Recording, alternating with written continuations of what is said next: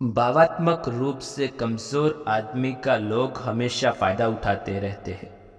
हम सब ने देखा होगा, अपने आसपास जो भी इंसान नर्म दिल का होता है, यानी कि भावात्मक रूप से करुण होता है, वो अपनी करुणावश दूसरों की सहायता तो कर देता है, लेकिन बदले में उसे हमेशा धोखा ही मिलता है। तो क्या एक इंसान को भावात्मक नहीं होना चाहिए? क्या उसे दूसरों पर भरोसा नहीं करना चाहिए? दूसरों की सहायता नहीं करनी चाहिए? क्या करुणावान और संवेदनशील होना कोई गुनाह है, कोई गलती है? पाया तो ये जाता है कि संवेदनशील आदमी दिल का अच्छा है, दूसरों की सहायता करता है, दूसरों का ख्याल रखता है, दूसरों से प्रेम करता है। प्रेम भी तो एक संवेदना ही है, वो भी तो भावना का ही रूप है। तो क्या प्रेम करना भी गलत हो जाता है? और ये तो सबको पता होगा कि प्रेम तो आध्यात्मिक साधना का एक बहुत महत्वपूर्ण कदम है। तो किस प्रकार एक इंसान समाज में संवेदनशील, करुणावान बन दयालु यानी एक अच्छा आदमी बनकर रह सकता है, ताकि लोग उसका फ़ायदा भी न उठा पाए और वो अपने मन की अच्छाई, अपने मन की कोमलता, करुणा सब कुछ बरकरार भी रख सके। आज की कहानी के माध्यम से आपको कुछ ऐसे तरीके पता चलेंगे जिससे आप धोखा खाने से खुद को बचा सकते हैं। एक बार एक युवा लड़का जंगल में पेड़ पर मुक्के मार रहा था। वो बड़े जोर जोर से मुक्के मार रहा था। वो अपने मन का गुस्सा निकालने की कोशिश कर रहा था। शायद उसको किसी ने धोखा दिया था या उसके साथ बहुत बुरा हुआ था, जिससे वो बहुत परेशान था। उसे कहीं भी शांति नहीं मिल रही थी। वो लगातार उस पेड़ पर मुक्के मार रहा था, जिससे उसकी उंगलियां लहूलुहान हो चुकी थी। उसी जंगल में एक शीतल पानी का झरना था। वहाँ पर एक भिक्षु रोज संध्या समय स्नान करने आया करते थे। ये उनका नित्य का नियम था। आज जब वो भिक्षु इस रास्ते से स्नान करने के लिए उस जंगल में आए, तो उनसे उस लड़के की हालत देखी। वो जोर जोर से चीख रहा था, रो रहा था और लगातार मुक्के मार रहा था। उस लड़के के आसपास भी कोई मौजूद नहीं था। इससे उस भिक्षु को उस युवक की चिंता होने लगी। उसने सोचा कि कहीं मैं इस ऐसे छोड़ दूं और वही आत्महत्या कर ले। ऐसे विचार आने के बाद भिक्षु ने कुछ नहीं बोला और वो लगातार उस युवक की तरफ देखे जा रहे थे। भिक्षु एकदम चुपचाप खड़ा हुआ था। उसने उस युवक से कुछ भी नहीं बोला, कुछ भी नहीं कहा, बस वो उसको लगातार देखता रहा। कुछ देर बाद उसे अजीब सा लगने लगा। उसने सोचा कि तो ये मुझे रोक रहा है और न ही कुछ कर रहा है, ये तो बस देखे जा रहा है। इसका क्या मतलब है? बड़ा अजीब आदमी है। ऐसे ही विचार उस लड़के के मन में उठने लगे। जब कुछ देर बाद भी वो भिक्षु कुछ नहीं बोला, तो लड़के ने अचानक से उससे पूछा कि महाशय, आप अपने रास्ते क्यों नहीं चले जाते? आपको क्या मतलब? आप खड़े हुए मुझे देख क्यों रहे हैं? भिक्षु ने बड़े शांत स्वर में कहा कि मैं तुम्हें रोक नहीं रहा, तुमसे कुछ कह नहीं रहा, और मुझसे तुम्हें क्या परेशानी है? मेरी ही तरह ये पेड़ पौधे, ये पक्षी, ये सब तो तुम्हें देख रहे हैं। जब इनसे तुम्हें कोई परेशानी नहीं तो मुझसे परेशानी क्यों? ये सुनकर वो लड़का जोर जोर से चीख कर बोला, मुझे सबसे परेशानी है, मैं सबसे नफरत करता हूँ। यहाँ सब धोखेबाज गद्दार है, कोई किसी का नहीं होता इस दुनिया में। और इस तरह बोलते बोलते वो फुट फुट कर रोने लगा। वो रोए जा रहा था, भिक्षु उसे देखे जा रहे थे। वो उसे चुप करने की कोशिश भी नहीं कर रहे थे। ये बात उस लड़के को और ज़्यादा अजीब लगी। अब रोना छोड़कर उस लड़के ने सीधे खड़े होकर उस भिक्षु से कहा, बड़े अजीब आदमी हैं आप। आपके सामने कोई इंसान रो रहा है, दुखी है, परेशान है, और आप उसे चुप भी नहीं कर सकते। आपके मन में बिल्कुल भी संवेदना नहीं। बड़े अजीब और कठोर हृदय साधु है आप। आपको अपने साधु होने पर खेद होना चाहिए। और ऐसे ही न जाने क्या क्या जली कटी बातें वो युवक उस भिक्षु को सुनाने लगता है। कुछ देर बाद जब युवक की सारी भड़ास निकल चुकी थी, तब भिक्षु ने बड़े ही शांत स्वर से कहा, कि आज मैं तुम्हें कंधा दे सकता हूँ, तुम्हारे आंसू पोंछ सकता हूँ, लेकिन इससे तुम्हारी समस्या का समाधान तो नहीं होगा। कुछ देर के लिए तुम्हारा मन बहल जाएगा, बस उसके बाद वही जिंदगी, वही लोग जो आज कंधा देने के लिए भी तुम्हारे पास नहीं है।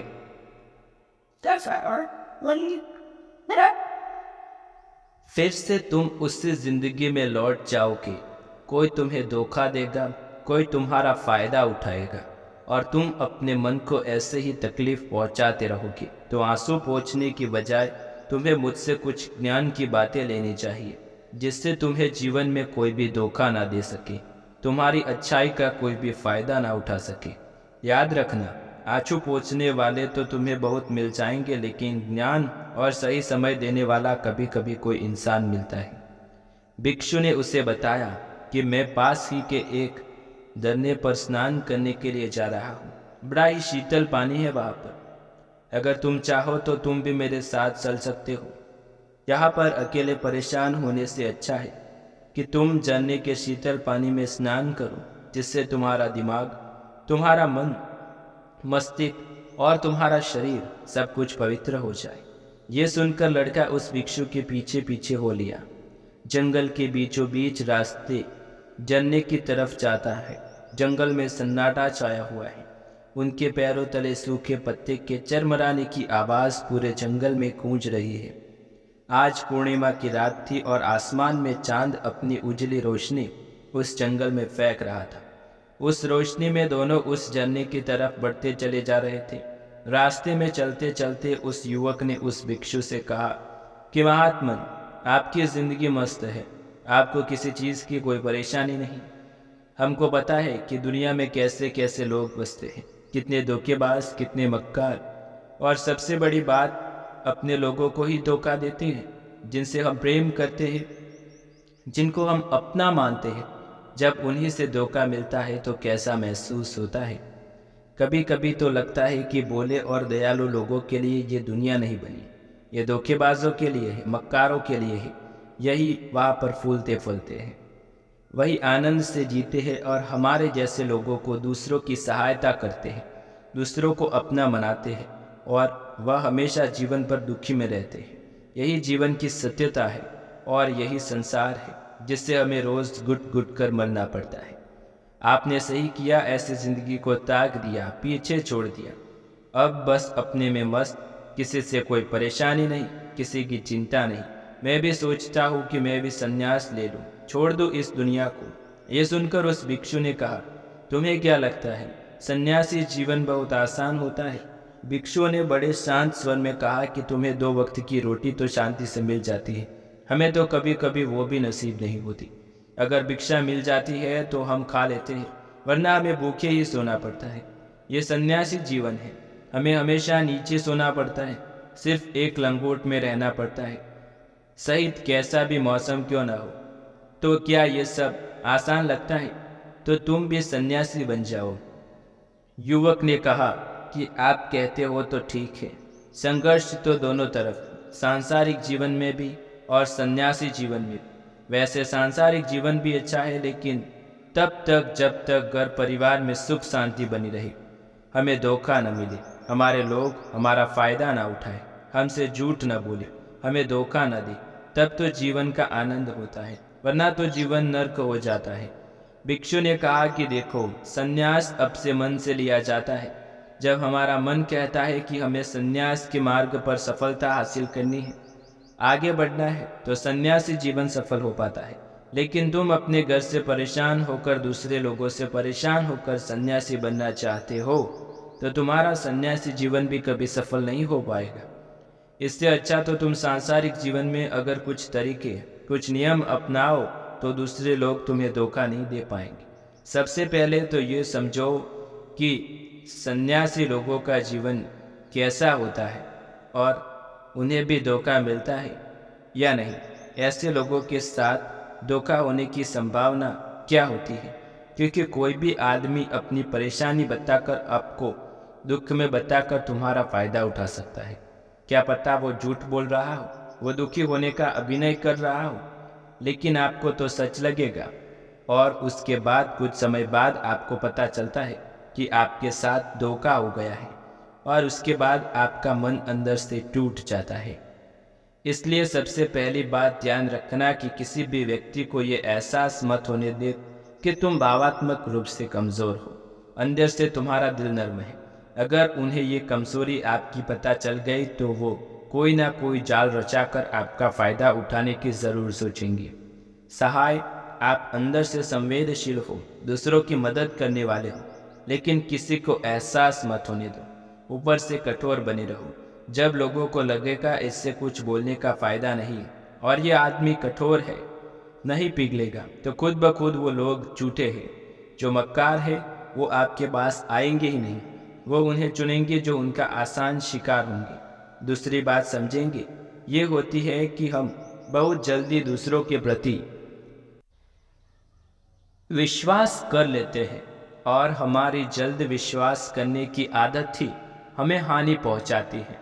2 दिन तुम्हें किसी से मिले हुए नहीं होते और तुम एक दूसरे के हो जाते हो, एक दूसरे पर पूरा भरोसा करने लग जाते हो और यही भरोसा तीसरे दिन टूट भी जाता है और फिर तुम्हें धोखा मिलता है।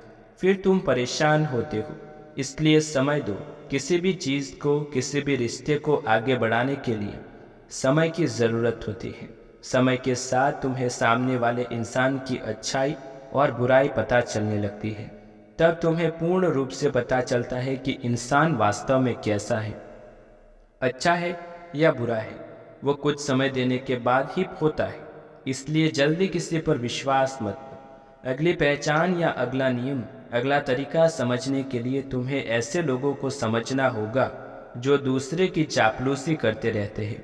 कुछ लोगों की आदत होती है चापलूसी करने की।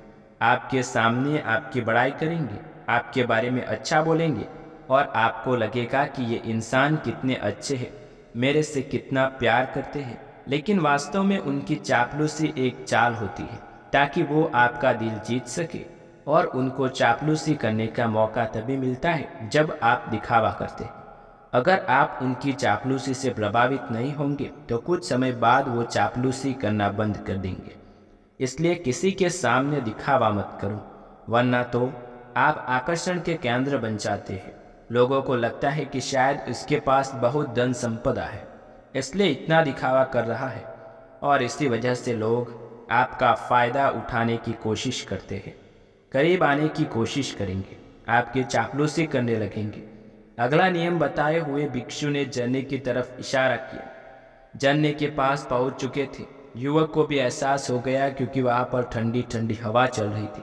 ढलान की तरफ जाते हुए भिक्षु ने कहा कि सांसारिक जीवन में एक बात समझनी ये होती है कि हमें जिसकी सहायता कर रहे हैं, चाहे किसी भी रूप में, धन से, शारीरिक रूप से, जिस भी अवस्था में हम किसी की सहायता कर रहे हैं, तो हमें ये ख्याल रखना चाहिए कि सामने वाला वापस कभी भविष्य में हमारी सहायता करने योग्य है भी या नहीं। अगर किसी को पैसा उधार दे रहे हैं तो ये समझो कि उसके पास आय का कोई साधन है कि नहीं। कल भविष्य में ये तुम्हें वापस कर पाएगा कि नहीं। अगर वो नहीं करेगा तो तुम्हें तकलीफ होगी, तुम्हें दुख होगा।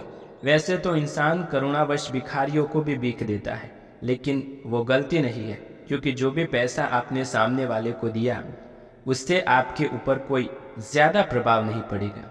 अगर आपको वापस भी नहीं लौट आएगा तो किसी ऐसे इंसान को अगर पैसा देना जो भविष्य में कभी वापस नहीं लौटा पाएगा, तो उतना ही देना जिससे तुम्हारा ऊपर ज़्यादा दबाव न बने।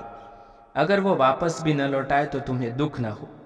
अब तक वो दोनों झरने पर पहुंच चुके थे। दोनों ने अपने कपड़े उतारे और उस झरने के शीतल पानी में कूद पड़ी। पानी बहुत ठंडा था। उन दोनों की सारी थकान, सारी उदासी पल भर में ही दूर हो गई। स्नान कर लेने के बाद दोनों एक पेड़ के नीचे उस झरने के सामने ही बैठकर बातें करने लगे। भिक्षु ने उसे आगे समझाते हुए कहा कि शुरुआत में लोगों को नज़रअंदाज करना सीखो। जब तुम्हें किसी की शुरुआत में नज़रअंदाज करते हो तो जो भी लोग किसी लालच की वजह से तुम्हारे तरफ प्रभावित होते हैं, उनकी चटनी आ जाएगी। जब तुम उनको नज़रअंदाज करोगे तो वो 1-2 बार तुम्हारे पास आने की कोशिश करेंगे। उसके बाद वो तुमसे दूरियां बनाने लगेंगे। और जो आदमी तुम्हारी इंसानियत, तुम्हारी अच्छाई देखकर तुम्हारे पास आएगा, उसे नज़रअंदाज करने के बावजूद तुम्हें भी उसके करीब बना रहना होगा। यही तो एक सच्चे इंसान की पहचान होती है, जो हमारे अपने होते हैं।